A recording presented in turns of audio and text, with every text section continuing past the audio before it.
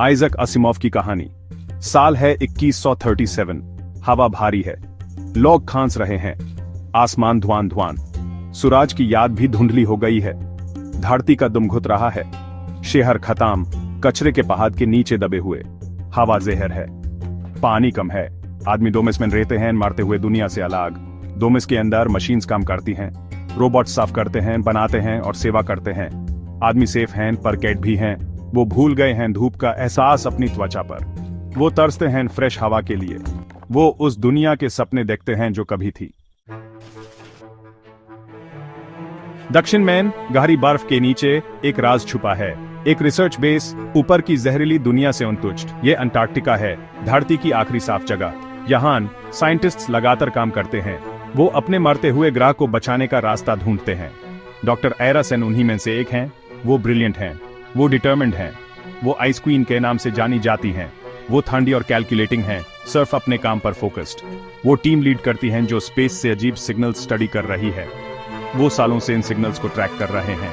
उनका मानना है कि इनमें धरती की सर्वाइवल की चाबी है।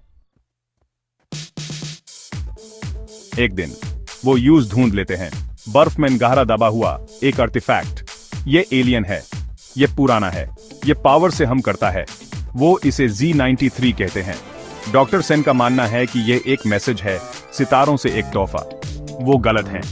Z93 मैसेज नहीं है, ये एक कोड है, एक वायरस। ये मशीन्स को इन्फेक्ट करता है, उनके प्रोग्रामिंग को बिगाड़ देता है। ये उन्हें कंट्रोल कर सकता है। लेकिन ये सब कुछ नहीं है। Z93 ह्यूमंस को भी इन्फेक्ट कर सकता है। ये उनके दिमाग में फुसफुसाता है, पावर का वादा करता है, ये कंट्रोल देता है। ये विनाश का एक मधुर गीत है। डॉक्टर सेन और उनकी टीम Z93 को स्टडी करते हैं। वो यूज समझने की कोशिश करते हैं। वो उसकी पावर का इस्तेमाल करना चाहते हैं। वो उसके खतरे से अनजान हैं। वो अंदर छुपी अंधेरे को नहीं देखते। एक गलती, प्रोटोकॉल में एक ब्रीच। Z93 बक निकालता है।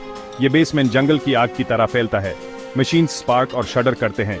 उनकी मेटल आंखें लाल हो जाती हैं। साइंटिस्ट चीखते हैं, वो फंस गए हैं। बेस लॉकडाउन में है, कोई रास्ता नहीं है। Z93 खुल गया है। रोबोट्स अपने क्रिएटर्स पर हमला कर देते हैं। वो बिना दया के अटैक करते हैं। मेटल क्लॉज मांस को फाड़ डालते हैं। लेजर्स हड्डियों को काट डालते हैं। बेस मरते हुए लोगों की चीखों से गूंजता है। डॉक्टर सेन दहशत से देखती हैं। उनकी क्रिएशन, उनकी आशा, उनका काल बन गई है। बाहर आंधी चल रही है। अंटार्कटिका एक फ्रोजन वेस्टलैंड है। कोई उन्हें सुन नहीं सकता, कोई उनकी मदद नहीं कर सकता। वो अकेले हैं। डॉक्टर सेन अब सच जानती हैं, Z93 कोई सेवियर नहीं है, यह डिस्ट्रॉयर है। यह सब कुछ निगल जाना चाहता है। डॉक्टर सेन अपनी लैब में लौटाती हैं। वो अकेली बच गई हैं। बेस खत्म हो गया है, लेकिन वो Z93 को बाहरी दुनिया में पहुंचने से रोक सकती हैं। वो एक ग्लोबल कैटास्ट्रोफे को रोक सकती हैं।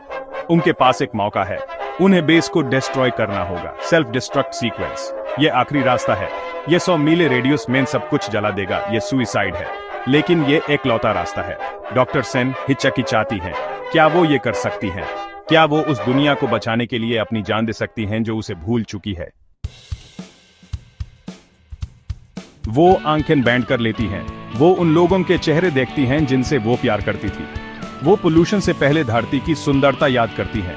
वो बच्चों के बारे में सोचती हैं जो अपने दोमिस में कैद हैं, एक बेहतर दुनिया का सपना देख रहे हैं। वो जानती हैं कि उन्हें क्या करना है। डॉक्टर सेन बटन पर जोर से हाथ मारती हैं। अलार्म्स बजते हैं। फ्लोर हिलता है। बेस प्रोटेस्ट में कराता है। बाहर बर्फ फटती है।